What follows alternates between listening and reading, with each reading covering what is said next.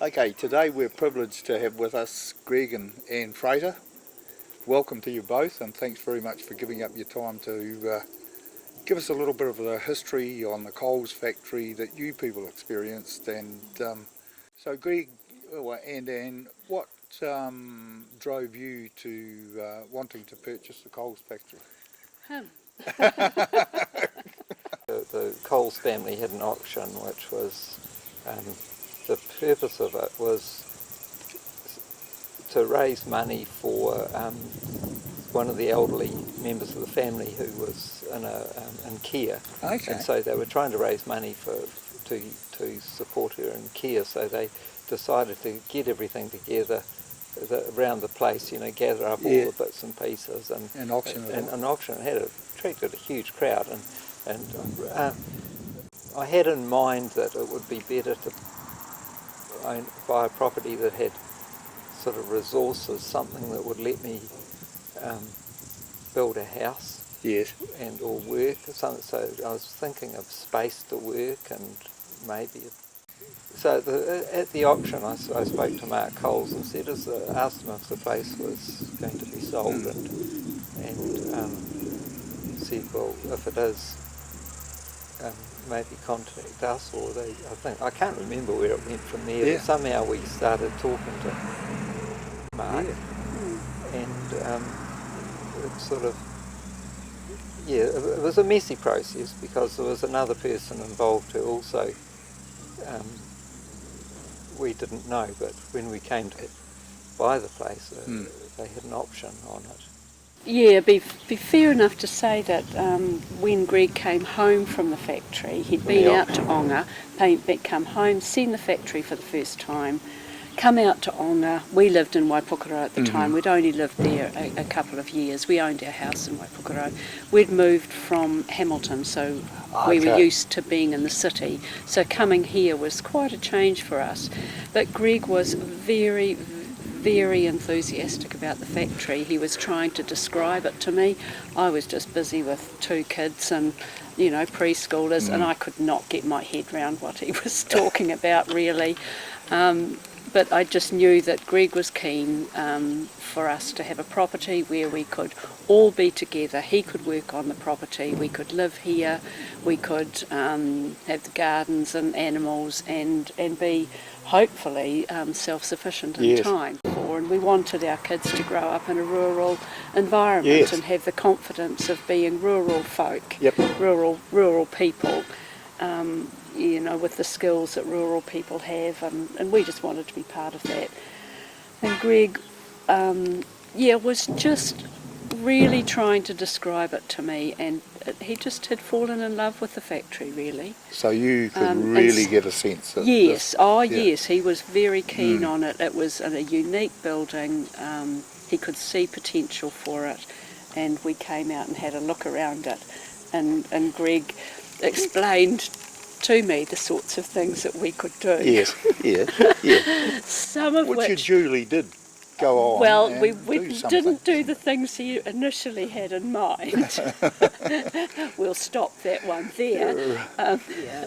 About 4 weeks before our 3rd child was born, we moved into the shed. Okay. We were pretty keen to get into it before the baby was born, and we would come down to the factory and have working bees on the shed. So we would climb the stairs to the top of the factory and cook dinner up there. Greg's parents were there to help us, and we were lining out the shed, and I had my big belly out here and going up and down the stairs, and I couldn't see the stairs. I can't remember that. But I can vividly remember I do remember carrying a crock pot up. Yes, yes, I could remember it vividly, Greg. We did, because I had to hold on to the rail really carefully, and I can remember how it was always, I loved the stairs and the smoothness of it, and you could see the well-worn stairs where from people had walked right. up and down for decades and decades and decades. And we cooked up there, and we were just trying to get the shed ready for baby number 3.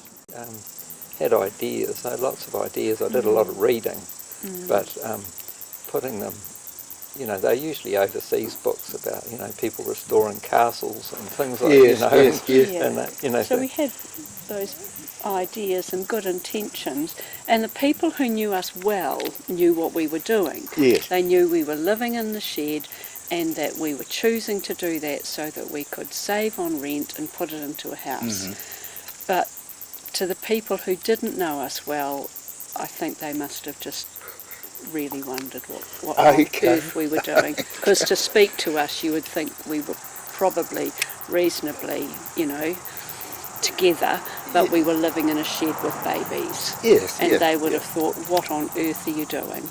And for many years people probably thought that because the house took so long, and it wasn't visible. You know, when you No, build a log house, that's it right. grows from the ground That's right, up, and that's you right. don't see it until it was probably into about its 4th year. Okay. And okay. then people began to see Yes. that those deer yards have got a roof structure on them. That was what one person thought we were building They were deer deer yards yards. down there, living in a shed so we could build our deer yards. So what period of time were you living in the plumbing building for? 1985 to 90. Okay. Yeah, 1990 was when we Okay. moved into the house. Okay, so 5 years. Yeah. Yeah. So Greg, the milling of the timber for the log house, can you tell us about where that came from and how it was? It came from up at Bibby's, and some of it was on Tony Gray's place, and some of it was on the Bibby property. Loonsdale. On Loonsdale. Loonsdale, Yeah. and but originally they'd been part of one block, so they were Yes, both yeah. part of Ted. Old Ted Bibby had planted all of them himself, Okay. so he was very interested in Yes. what we were doing. And we were, Douglas fir. yeah, it was Douglas fir, Yes. and it was quite old growth. It was quite sort of at the upper limits height-wise as to where Douglas wanted to grow, so it was quite dense and, Okay. and tough wood. Yeah. It was, So very suitable. Okay, so it was all duly carted down here and dumped in a great pile of pickup sticks. okay. Yeah. So did you do anything with that timber in the factory here? Did you have to, was there a process that you had Yeah, to? yeah. Yeah, so I made it like a kit set, and I drew out every log in its place, and then I would cut the log. I would dress one side on I had a big buzzer. Okay. That came from Ormby and Williams. It was a 8-foot buzzer with 16-inch blade, Mm-hmm. Dankert from Belgium. And so I set it up like a mill and using the railway track and pushed the So you- logs individually over this.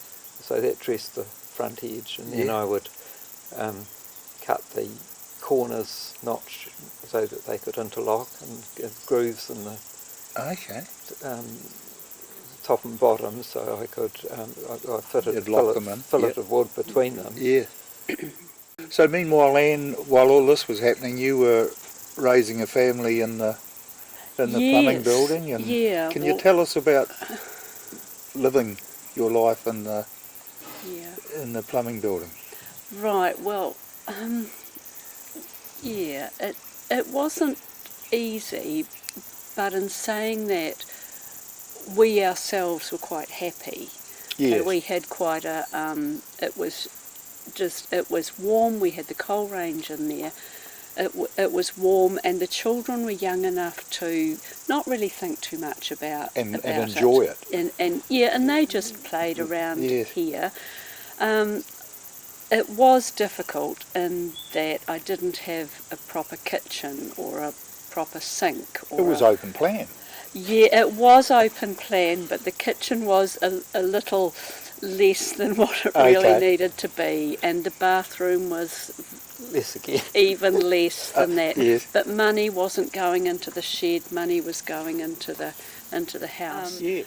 But one telling moment was when our youngest, Dylan, I said to him, Dylan, I'm just going to go down and help Dad on the house. He's doing something. He just needs somebody else.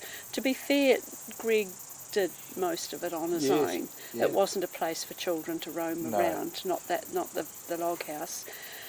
And he said to me, "But no, don't do that. We've already got a house. You stay here."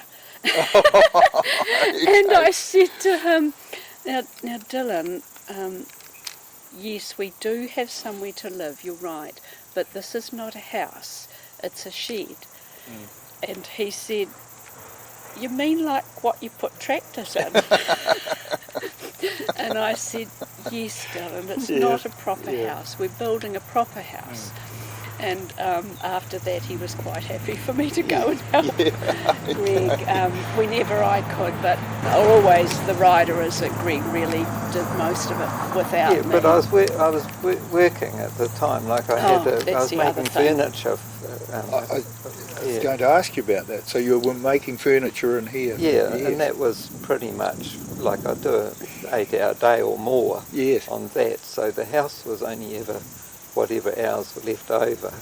For those 5 years. Yeah, Yes. and later in the period when the farming crisis, because the farming thing, you know, it was the early 80s Yes. and later 80s, and the farmers their wives suddenly stopped spending money on The subsidies came off. furniture. Yes, Yeah, yes, So- it was a really difficult time, and we had to and- close that business. Yeah, eventually I see. the work just dried up and Almost overnight. and I went to the meatworks and then to the orchard. Yes. And that was actually great because I worked night shifts in at the meatworks, and I could work. What was it? 2 2 till to 12. 2 o'clock. So it left me the whole morning to work on the house. On the house, yes. And I could work 2 to 12 in the meatworks. Yeah. And it And then the next day was the same. Yeah. So Yeah. Greg had a job the whole time he built the house. So the log house was built in his spare time. Right. Which is probably what it took Over 5 years. Yeah. Yeah. So that, yeah.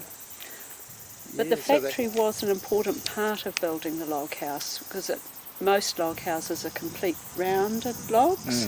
But ours, as Greg had said, are milled on 3 sides, and Yes. that meant that he could make most use of the machinery Yes. that he had in there at the time, and the huge buzzer was just Obviously, amazing. Yeah, And the big railway tracks, and you the know. radial arm saw, you know, it was all big, heavy stuff that I had, and I could do, you know, and the most between a chainsaw and a few machines. And the you could machines you had. do the whole job.